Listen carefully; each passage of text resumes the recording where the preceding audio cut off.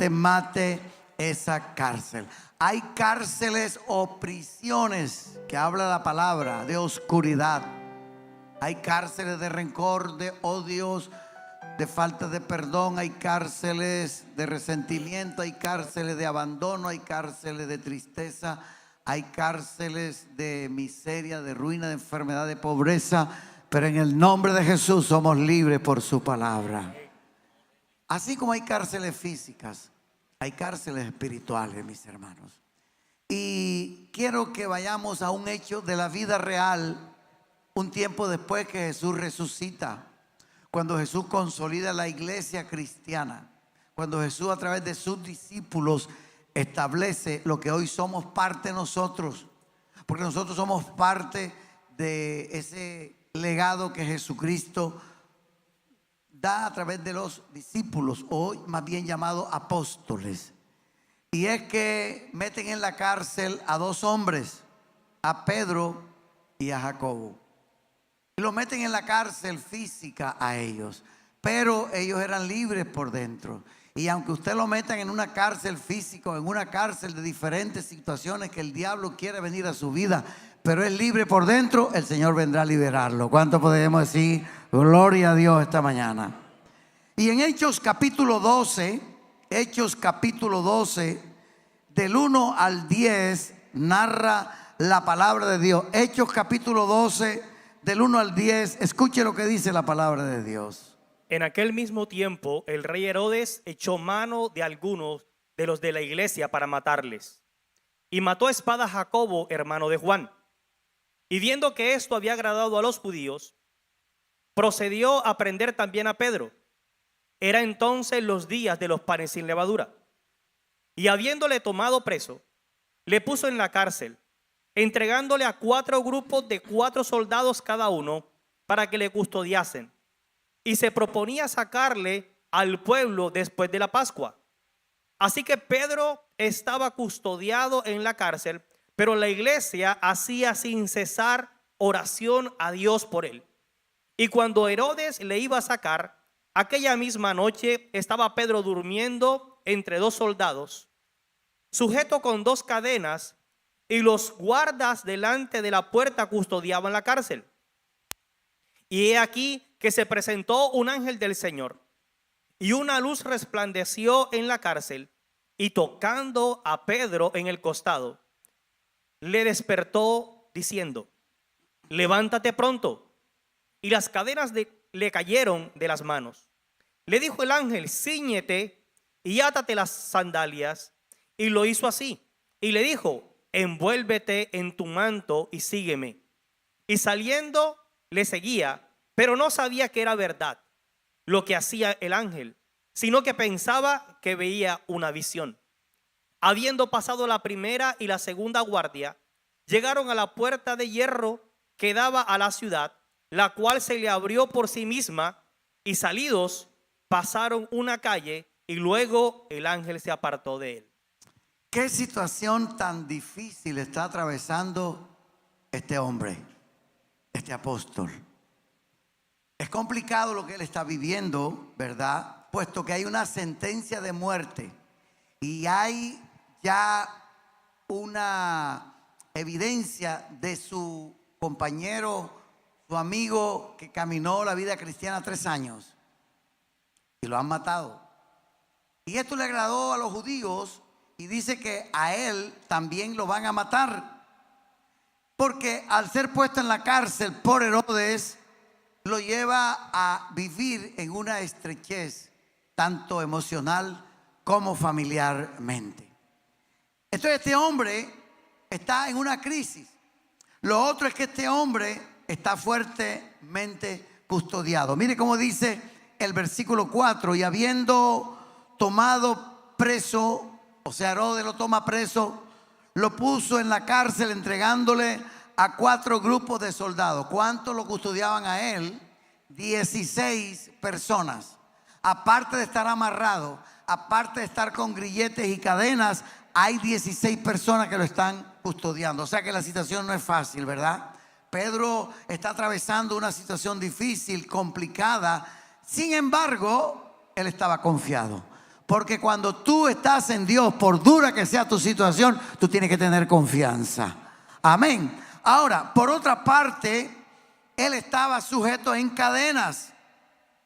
Está sujeto en cadenas. Y la cárcel es bien seguro. Es una cárcel tan segura que estaba allí. Pero Dios está con él. Y no importa por qué cárcel puedas estar atravesando, puedas estar viviendo. Si Dios está contigo, cualquier momento esa cárcel no te va a matar. No te debe matar porque Dios está de tu parte. ¿Cuánto podemos decir gloria a Dios? Sin embargo, de las cárceles aprendemos lecciones de vida. Aprendemos lecciones de confianza, ¿verdad? Y una de las lecciones que tenemos que aprender y que son muy importantes en la vida de nosotros es que por dura que sean las situaciones, Dios siempre estará de tu lado. Dios siempre estará de nuestro lado. ¿Cuántos dicen conmigo gloria a Dios esta mañana? Ahora las crisis van a llegar. Las situaciones difíciles van a llegar. Y tenemos que aprender que la vida cristiana, que la vida es seria. Que esto no es un juego. Que la vida es real, mis amados hermanos. Y que cuando llegan las crisis a tu vida, tenemos que aprender a cómo salir de esas situaciones. Veamos lo primero. Lo primero es que en tiempos de crisis tenemos que reforzar nuestra oración de intercesión. Nosotros no podemos bajar la guardia. Y es lo que nos pasa a muchos de nosotros. Bajamos la guardia. Y cuando bajamos la guardia estamos expuestos al enemigo. Porque el enemigo no duerme. Dígale al que está a su lado. El enemigo no duerme. Y es allí donde tenemos que hacer, como valga la redundancia, hacía la iglesia. La oración de intercesión tiene mucho poder. Diga conmigo, la oración de intercesión tiene mucho poder. Versículo 5, por favor, dice. Así que Pedro estaba custodiado en la cárcel, pero la iglesia hacía sin cesar oración a Dios por él. Mire cómo estaba Pedro. ¿Estaba qué? Custodiado. ¿Cuántas personas tenía que lo custodiaban? 16 personas, aparte de los grillos, de las cadenas, de los barrotes. Qué tremendo detalle lo que Dios nos dice aquí en el texto. Dice la palabra que aunque todo parecía imposible humanamente hablando, dice, pero la iglesia ¿qué? Hacía oración sin cesar. ¿Qué dijo el apóstol Pablo en 1 Tesalonicenses 4:13? Orad sin cesar. Dígale que está a su lado, tienes que orar. Dígale, no te duermas, hay que orar, dígale. Porque a veces oramos cuando estamos emocionados, cuando estamos en alguna situación. No, hay que estar siempre velando. ¿Qué dijo Jesús? Velad y orad para que no entréis en tentación. Entonces, cuando humanamente todo parecía imposible, ¿qué hace la iglesia y qué debe seguir haciendo la iglesia? Diga conmigo, la iglesia siempre debe orar. Nunca debe desmayar. Y la iglesia hace lo único que podía hacer. ¿Y qué es lo que podemos hacer siempre? Orar.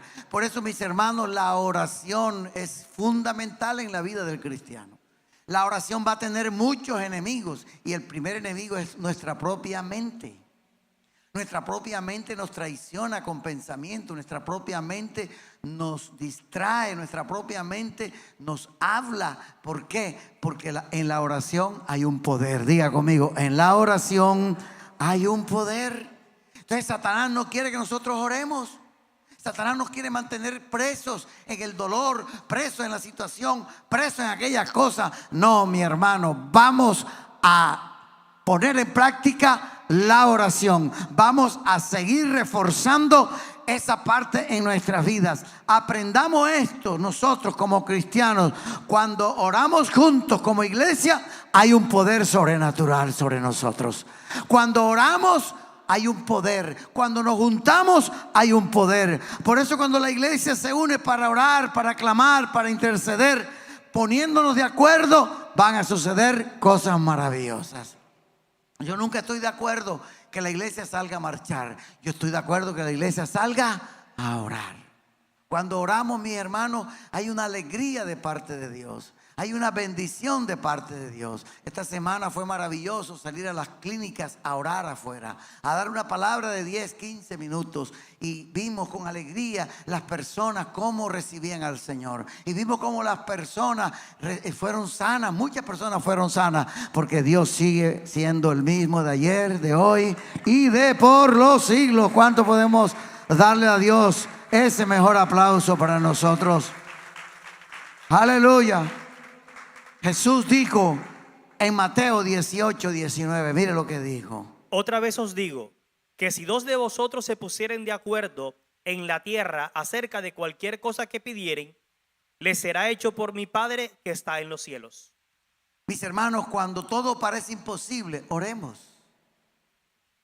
La iglesia no fue a influir ante Herodes o a interceder en nada. Es más, los mismos judíos estaban en contra de ellos. Y matan a Jacobo. Hay un antecedente. A Jacobo lo matan. Y dice que esto agradó a los judíos. ¿Y sabe qué hace Herodes? Espera que pase la Pascua para matar a Pedro. Entonces Pedro está en una situación difícil. Pero ¿sabe qué hacía Pedro? Confiaba en el poder que tiene la oración. Y como él caminó con el Señor y como él vio al Señor, entonces él sabía que ese Dios lo podía librar. Amén.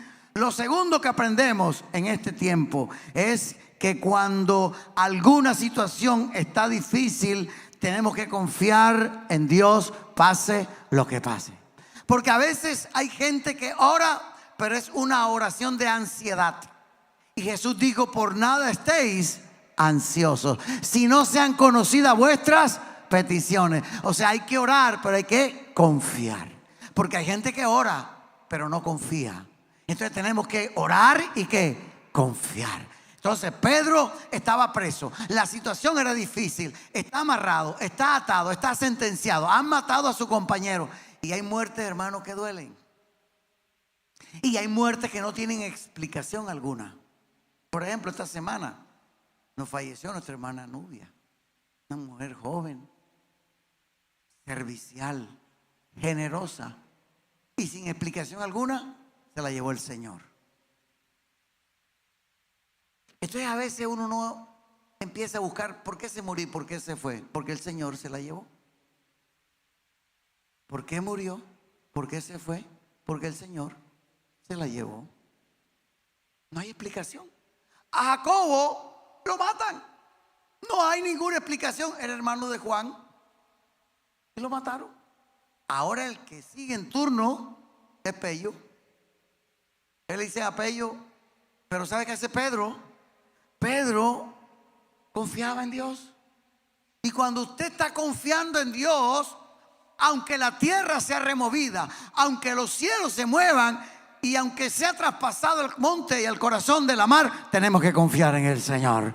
Dios es nuestro amparo. Levante la mano conmigo y diga: Dios es nuestra fortaleza, nuestro pronto auxilio en la tribulación. Cuando estamos confiando en Dios, amados hermanos, podemos estar seguros. ¿A quién se le ocurre dormir cuando hay una angustia? ¿A quién se le ocurre dormir si hay una amenaza de muerte? Si hay una desesperación, lo primero que hace un problema es quitarnos el sueño. Lo primero que hace una situación es quitarnos la paz. Pero eso es lo que marca la diferencia a los hijos de Dios. Que la paz de Dios guardará nuestros corazones. Levante la mano conmigo y diga: la paz de Dios guardará nuestros corazones. Entonces usted tiene que aprender a darle órdenes a su alma. Usted no puede dejarse dominar del alma. Porque usted ya no es un almático, usted es un ser espiritual. Que usted depende del espíritu, no de las emociones. Entonces dice que los que somos adoradores, que somos en espíritu, entonces el espíritu tiene que aprender a hablarle a su alma. Como David le hablaba a su alma. David le decía: alma mía, ¿por qué estás abatida? ¿Por qué te turbas? Él le decía: alma mía, bendice a Jehová y no te olvides ninguno de sus beneficios. Él es el que perdona todos tus pecados. Él es el que sacia de bien tu boca. Él es el que nos corona de favores y de misericordia, de modo que te rejuvenezcas como el águila. ¿Cuánto podemos alabar a Dios? Tenemos que darle órdenes a nuestra alma, porque la angustia nos va a derribar, porque los problemas nos van a tumbar, porque eso es lo que el diablo te quiere ver, abrumado, asustado. Pero Dios está de nuestra parte, y si Dios está conmigo, ¿quién contra mí? ¿Cuánto podemos alabar al Señor? ¿Cuánto pueden dar ese aplauso al Señor esta mañana? Aleluya, aleluya. Lo primero que hace la angustia es hacernos desesperar. Ahora, ¿dónde aprende Pedro a dormir en una crisis? Sencillo, vaya a Mateo capítulo 8. Y en Mateo capítulo 8, por allá en el versículo, más exactamente en el versículo 23, dice que se levanta una gran tormenta en el mar tan fuerte que los quería hundir, y el Señor se monta y está con ellos, pero Él se duerme. Y cuando Él está allí dormido, la tormenta está y todo está allí, y ellos dicen: Señor, levántate que perecemos. ¿Y qué hace el Señor? Dice que Él, entrando en la barca, ¿verdad?, con sus discípulos, y ellos lo seguían, dice que se levanta una tempestad tan grande, pero Él dormía. Y dice que de repente, léalo por favor, Mateo 8, 23. Y entrando Él en la barca, sus discípulos le siguieron. Y he aquí que se levantó en el mar una tempestad tan grande que las olas cubrían la barca, pero Él dormía. ¿Quién dormía? Jesús. Pedro está remando. Pedro conocía el mar. Pedro era experto en pescar, en conocer ese tipo de cosas. Y Jesús está allí que... Y Pedro está afanado. Ahora, pasada esa experiencia, Pedro aprende. Y pasan los años después, y ahora le toca a él vivir por esa misma situación. Pero como él tenía al Señor, ¿qué hace el Señor? El Señor viene y calma la tempestad. Ese Dios que tuvo Pedro, lo tienes tú esta mañana. Ese Dios que caminó ese mar, camina del lado tuyo. Pedro aprende a estar tan confiado que cuando ya lo van a ejecutar, él duerme. Él dice: Señor, si me van a cortar la cabeza y tú quieres que me la corten, Señor, yo no me preocupo. Si me toca irme, me voy, Señor. Haz tu voluntad, Señor. Y se duerme. Igual. Ya le habían dicho, ya lo sabía, ya había un antecedente. Su amigo lo habían ejecutado. Ahora, como les decía, la muerte de Jacobo no tiene explicación, porque a veces estamos buscando explicaciones, como en los problemas. ¿Y por qué Dios no me soluciona? ¿Y por qué me vino esto? No importa qué tan complicada sea tu vida, no importa qué tan situación esté a tu alrededor, si tú estás confiando, en cualquier momento de esa te sacará el Señor. Porque Dios nunca nos va a dejar. Dios siempre va a estar de nuestro lado. La tercera lección es que no importa qué tan complicada sea nuestra situación, Dios siempre va a llegar en nuestro auxilio. Dios nunca nos va a abandonar. Dios siempre va a estar. Versículo 7. Y he aquí que se presentó un ángel del Señor, y una luz resplandeció en la cárcel. Pedro está durmiendo, y de repente aparece ¿qué? Una luz. Una luz del Señor. ¿Y quién aparece? Un ángel. ¿Usted sabía que cada ser humano cuando nace tiene dos asignaciones? De parte del diablo tiene asignados dos demonios para destruirlo y llevarlo al infierno. Satanás coloca dos demonios a cada persona, a cada niño. Coloca dos. Uno para cuando muera llevarlo al infierno y ejecutarlo, y el otro para acusarlo lo que hizo mientras estaba en el cuerpo. Dice 2 de Corintios. Pero Dios también coloca ¿qué? Dos ángeles. Y hay un ángel que anda alrededor de nosotros. Hay un ángel que va allí, está allí, está allí.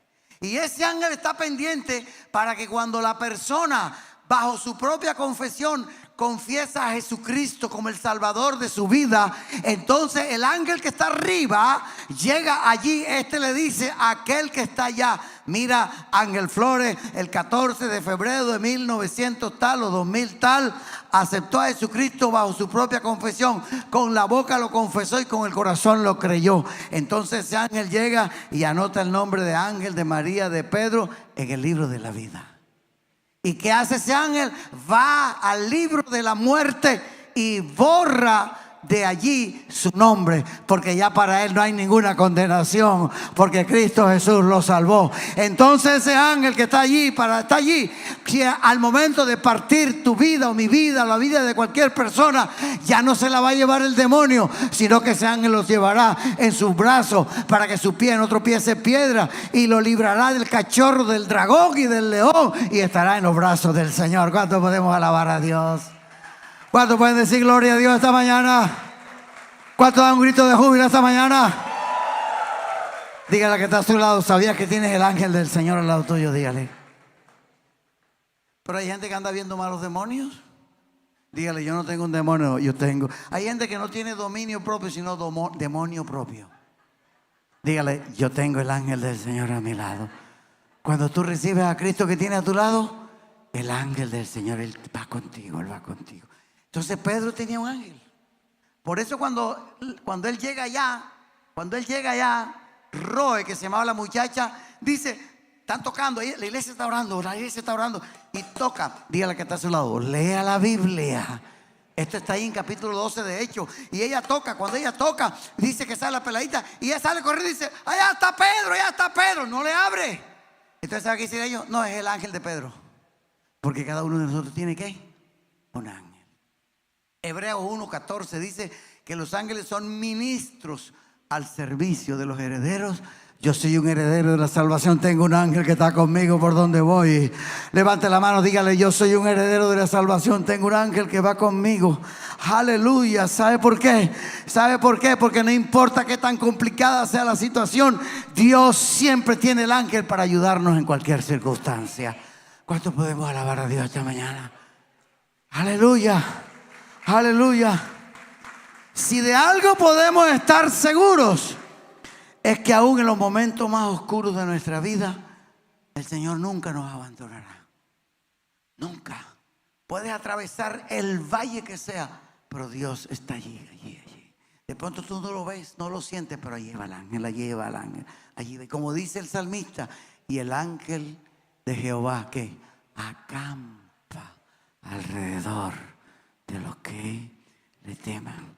Él llegará para tendernos sus manos, para decirte: yo estoy contigo, para decirte: levántate. Por eso es necesario que oremos, por eso es necesario que confiemos, por eso es necesario que no importa por lo que estemos atravesando, siempre Dios está de nosotros. Amén. Por eso, si Dios es por nosotros, ¿quién contra nosotros? Amén. Ahora, muchas veces se nos dice que alguien va a estar con nosotros, ¿verdad? Y esa persona puede hasta cierto límite, pero ese ángel que Dios asigna no. Dice que Él nos guiará aún más allá de ¿qué? De la muerte. ¿Por qué? Porque ese ángel está allí para guiarnos, para llevarnos. Amén. Y mira, ¿dónde me apoyo yo? Me preguntaron esta mañana. Génesis capítulo 3, versículo 24.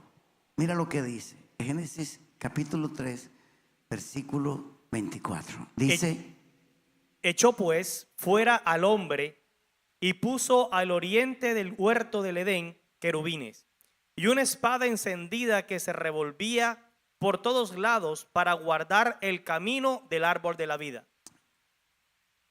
¿Qué es lo que pasa? Como les decía, usted tiene asignado de parte del diablo para que tú no te salves, de parte de Satanás para que tú no conozcas al Señor, ese demonio que es parte de la muerte, de llevarte al infierno. Pero hay un ángel que Dios establece al lado tuyo, y ese ángel está siempre, siempre va a estar contigo. Siempre va a estar contigo. Ese ángel va a llevarte ¿a dónde? Al paraíso. El paraíso, cuando el hombre pecó, el paraíso es real. Y cuando el hombre muere en Cristo, va al paraíso. Ese ángel va y se lo entrega a ese otro ángel para que ese ángel espere cuando Dios haga el juicio a la iglesia y se establezcan los cielos nuevos y la tierra nueva. Entonces, ese ángel que está allí al lado tuyo, porque esta mañana usted está aquí de cuerpo presente, pero que hay cantidades de ángeles al lado de nosotros. Hay alrededor ángeles para guardar, para estar allí al lado de nosotros. Esos ángeles nos guardan, nos guían. Pero los ángeles no se adoran. Usted no puede adorar un ángel. Usted no puede ponerle vela a los ángeles, ni ángel custodio. No. Usted adora a Jesús. Entonces, ¿por qué le hago eso? Y después le haré otra explicación de otra forma. Pero entonces las personas que nosotros a veces estamos confiando nos van a dejar, pero Dios nunca nos va a dejar, porque hay un ángel asignado para guardarte y ayudarte. ¿Cuánto podemos alabar al Señor? Lo cuarto es que en tiempo de crisis lo imposible lo hace Dios, lo demás lo tenemos que hacer nosotros. Hay momentos de crisis donde la parte tuya, el caso de Pedro, era imposible que fuese libre allí. Allí no había poder humano. Allí no había intermediación política. Allí no existía ningún mecanismo económico para que saliese de la cárcel. Porque en tiempo de crisis lo imposible lo va a hacer Dios, pero lo demás lo tenemos que hacer nosotros. Porque dice el versículo 7 y 8. Mire cómo dice. Y he aquí que se presentó un ángel del Señor, y una luz resplandeció en la cárcel. Y tocando a Pedro en el costado, le despertó, diciendo: levántate pronto. Y las cadenas se le cayeron de las manos. Le dijo el ángel: cíñete y átate las sandalias. Y yo hice así. Y él dijo: envuélvete en tu manto y sígueme. Mire qué tan importante es esto. Dios no hará lo que a mí me corresponde hacer. Lo que a usted le toca hacer, Dios no lo va a hacer por nosotros. Y el texto nos deja ver que el ángel del Señor no llegó para cargar a Pedro, para sacarlo, para llevarlo allá. No. ¿Qué hizo el ángel del Señor? Lo tocó. Hey, Pello, levántate. Pedro, ponte la sandalia. No, él no llegó como un sirviente. Venga, venga, Pedrito, y le puso. No. A Pedro le tocó que agacharse, ponerse su sandalia. ¿Qué más le tocó hacer a Pedro? Hey, Pedro, amárratela bien porque de pronto te tropieza y te cae. Hey, Pedro, ponte bien el saco porque el frío te puede dañar los pulmones. Te toca hacer la parte tuya. Dios obra milagros y maravillas, pero nosotros tenemos que buscarlo a Él. Dios quiere hacer muchas cosas en nosotros, pero nosotros queremos que Dios haga todo. Nosotros queremos que Dios obre en nosotros, pero nosotros no lo buscamos. Y entonces la parte que me toca hacer a mí, yo no la hago. No, yo tengo que hacer la parte que me toca a mí. A mí me toca venir a adorarlo. A mí me toca venir a levantar las manos. A mí me toca que apartar un tiempo para orar. A mí me toca que buscar a Dios. En el tiempo de ayuno yo tengo que buscar ayuno con el Señor. A mí me toca leer la palabra. A mí me toca congregarme. A mí me toca hacer tantas cosas en su palabra. Y entonces Dios, en el momento difícil, Dios obrará a mi favor. Porque Dios va a obrar. ¿Cuánto podemos alabar al Señor? ¿Cuánto decimos gloria a Dios esta mañana? Aleluya. Tenemos que orar cuando hay puertas cerradas, porque cualquier puerta que esté cerrada, Dios la va a abrir en el nombre del Señor. Pero yo tengo que orar para que esa puerta se abra. Yo tengo que insistir. Dice que la iglesia oraba sin cesar. Ahora una luz rodea a Pedro. Ahora Pedro está y se levanta. Entonces Pedro se levanta, Pedro se pone el saco, Pedro se amarra la sandalia y Pedro comienza a caminar y todas las puertas que se abrieron. Porque cuando Dios te abre puertas, nadie las va a poder cerrar. ¿Cuánto podemos alabar al Señor? Aleluya. Aleluya. La confianza en Dios anula la acción humana. Hay cosas que Dios va a pasar por encima de lo humano. Por eso Dios es sobrenatural. ¿Pero qué tengo que hacer yo? Confiar. Creer. Yo tengo que creerle a Dios. Pero no lo vemos. Pero lo que para el hombre es imposible, ¿qué es para Dios? Posible. Entonces, era imposible la situación. No era fácil la situación. Está preso, está amarrado, está sentenciado. Ya mataron a uno, ahora lo van a matar a él. Pero Dios dice otra cosa, porque Dios puede cambiar los destinos y los designios. ¿Cuántos alabamos a Dios? Mira a tu alrededor y mañana será otro alrededor bueno de parte de Dios. Hoy estás en esa crisis, pero Dios te levanta y mañana pasarás a otra situación mejor. ¿Cuántos decimos sí al Señor? Que Dios puede cambiar las cosas. Dios puede cambiar las cosas. Y número 5, las puertas que parecen imposibles, solamente Dios las puede abrir. Aquello que parece imposible, versículo 10. Habiendo pasado la primera y la segunda guardia, llegaron a la puerta de hierro que daba a la ciudad, la cual se les abrió por sí misma. Y salidos, pasaron una calle y luego el ángel se apartó de él. Los dos van caminando. Va el ángel y va Pedro.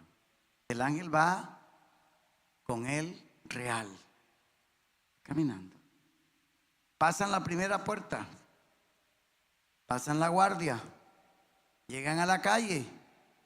Entonces fíjese, la situación que está pasando Pedro es tan difícil y complicada que seguramente humanamente no se abre.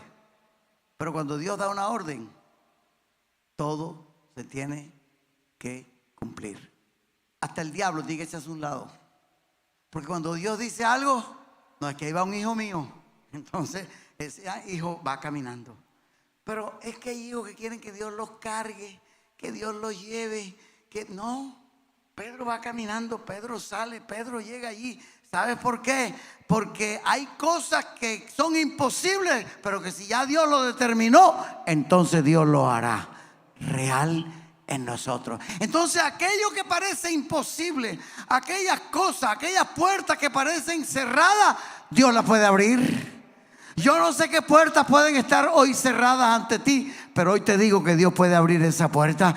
Yo no sé qué puertas pueden haber cerrado, pero Dios hoy te dice que puede abrir esa puerta. Porque para Dios las puertas que no se abren, Él las puede abrir. Para Él no hay nada imposible y Él no necesita empujarlas, Él solo las abre. Tiene que creer esa parte. Yo tengo que creer esa parte en el Señor. Eso fue lo que pasó con Pedro. Tenemos que confiar aún en las situaciones más incómodas, aún las más difíciles, porque Dios va a abrir a veces aquello que no vemos. Lo mismo le dijo Dios a través del profeta Isaías. Dice que Isaías estaba atravesando una situación y el pueblo tan difícil, y Dios se le aparece a Isaías. Y en el capítulo 43, en el versículo 18, mire cómo Dios le dice a Isaías: No os acordéis de las cosas pasadas, ni traigáis a memoria las cosas antiguas. He aquí que yo hago cosas nuevas. Pronto saldrá a luz. Tenlo ahí. Israel vivía del pasado. A Israel las cosas pasadas le hacían daño. Ellos vivían amargados y resentidos y frustrados por situaciones del ayer, por la esclavitud, por ellos mismos, por su pecado y por su dureza de corazón, por adorar a otros dioses, por abandonar a Dios. Y el abandonar a Dios trae como consecuencias esclavitud. Ahora ellos están en una esclavitud, ahora ellos están presos. Pero Dios siempre viene con una palabra. Dios siempre va a venir a la vida de nosotros cuando todo parece cerrado, cuando todo lo vemos que está a punto de perecer, cuando vemos que todo aparentemente se acabó, ahí es donde Dios aparece a hacer cosas buenas, cosas nuevas. Entonces Dios le dice a ellos, miren, no sigan acordándose de esas cosas, no traigan a memoria esas cosas antiguas, esas cosas pasadas. Él le dice, yo voy a hacer cosas nuevas. Yo voy a abrir cosas que ustedes nunca van a ver. Y ahí surge el versículo 19, por favor. Dice, ¿cómo dice? He aquí, yo hago cosa nueva. Levante la mano conmigo, diga, he aquí que Dios hace cosa nueva. ¿Qué más? Pronto saldrá a luz. ¿Qué más?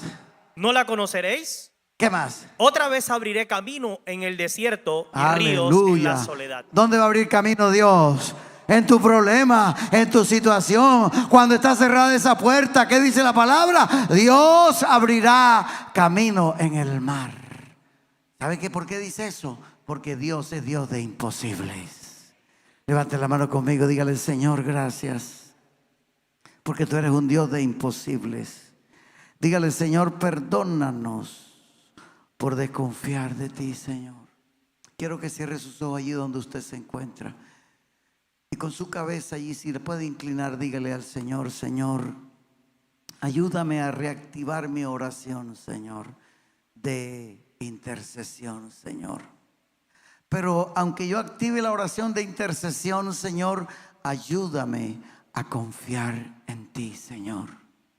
Porque a veces estamos, como dijo Jesús, cargados y cansados, y tenemos que aprender a echar nuestra ansiedad sobre Él, y Él tendrá cuidado de nosotros, Señor. Ayúdanos, Señor, porque hay cárceles que nos quieren matar, Señor. Si nos es duro perdonar, ayúdanos a perdonar. Si nos es duro, Señor, amar, ayúdanos a amar, Señor.